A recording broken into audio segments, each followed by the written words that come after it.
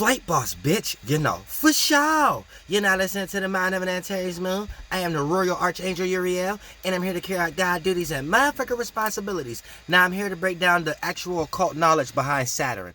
Now, the actual occult knowledge behind Saturn. Now, the letters within the occult practice of SA is referring to the Egyptian concept of the sun. So, Sa is a correlation to, the sun going through an actual transition. It is Ra when it's experiencing daytime. It is Sa when it's experiencing set. So for the most part, here's the thing.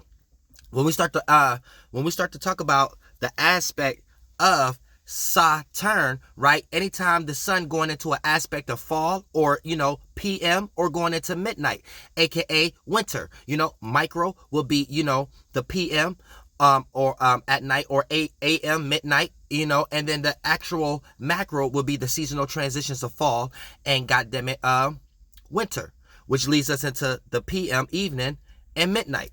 Now, here's the thing. When they was understanding their way of calculating a clock and things of that nature, based upon each sun transition, they was calling a different deity. So it wasn't necessarily Galileo or universal witchcraft practicing that religious people and scientists do today.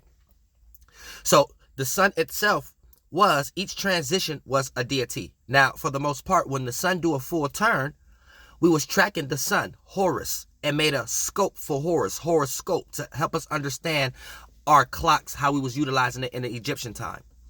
Now, for the most part, having the sun at a starting point and then seeing it do a revolution made us create a moon cycle, a mini moon mansion, conflating it with the term Saturn, the sun taking a full turn or 360. And in a micro fashion, it takes it on a 7-day. And then here's the thing. Throughout the time that we was tracking this, correlating it with the moon as a reflection, we realized that the point that we was drawing in the sand wasn't at the same exact starting point during the previous turn. So we had to correlate this based upon a 7-year cycle. Understand it, and then that's how we started to track the 7-week based upon the moon cycle and the 7, 14, 21, 28 moon cycle in the Shakti or asterism decon phase of understanding the little minor devil in the detail sector, minutes, 6 seconds of the hour, Horus, scoping where the sun do a transition every 2 hours to move a house, which is a 360, which correlates to a 12-house system of us understanding this how the Egyptians was making a clock and understanding the virtues and principles of it as above, so below. So when the sun take a full revolution, this is the Saturn. And for the most part, when we track this for 7 years, right, we have allowed a system, and the Jews have created a practice where the ones that came behind them to learn from the priests to see where does this go every 7 years. So there was a 7-year tracking of this practice, then a 14-year tracking of this practice, a 21-year practice of this practice, and a 28-year. Then during that 28-year, right, that's when the oral tradition came with the practice, and the ones who was making that uphold as far as the generation that was coming behind them to uphold that witch-wrong practice within the Vatican Church or whatever like that. This is what created the Jewish mysticism of the monad, or the 7-cycle circle that you be seeing in a lot of these occult books and things of that nature, right? And they like to correlate it with the 7th virtue principle, correlated with being Saturn, where this is just an aspect of them understanding a practice that they was doing of why the sun is not reaching the same point that it reached when it do a full circle when we keeping track of these things. And based upon the energies that we're keeping track of, aka Jewish mysticism, Jewish philosopher mysticism, unknown. We was considering the unknown back in the day, the mind, and the mind going through the seasonal transitions, not just the trees and animals, also our mind. And for the most part, this was a deep-rooted science, where science and spirituality in their eyes was one thing to some degree. And then they learn how to treat y'all like fools and get y'all lost in light and satellites that's in the sky in today's time. But for the most part, that's another whole other video. But understanding the starting points of things, where it's just water playing out in different transitions and shit. Based upon this water cycle and them understanding Saturn is and the ring, that's where all that concept come from. The 7 virtues and principles come from.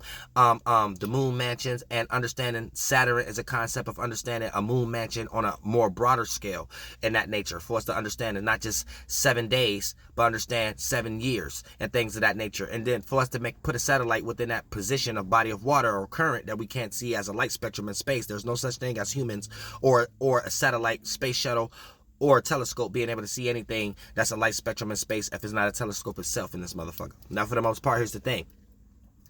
Once we understand a full cycle and a full turn, this helps us understand that from a spiritual perspective and look at all the allegories that's being made by the very same people that run the world to create the operative perspectives from this speculative concept. The operative is the objects that they utilize, like telescopes and other motherfucking things to make you convince into their spiritual way of them wanting y'all to live the way of the world in some way. So keep that in mind also. But yeah, this is the actual occult knowledge of Saturn. So anytime you hear a Kemet person that's explaining Saturn in a Galileo type of explanation, this is why Saturn have been discovered in the 1600s. But due to the fact of not understanding what's being practiced, this is why you don't understand the language, the linguistics, or the sign or symbolism or the hieroglyphics, because you don't understand how these things is created in the first place, which a hieroglyphic is created based upon making a correspondence as above so below and seeing how things correlate. That creates a hieroglyphic. So a hieroglyphic ain't nothing but a collection of symbols and signs. If you don't know where those corresponding starting points at, this is another reason why you lost.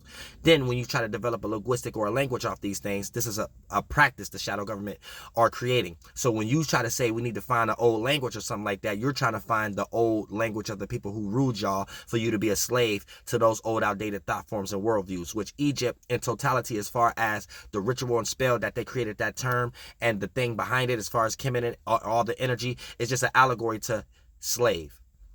And I love y'all from the bottom of my heart.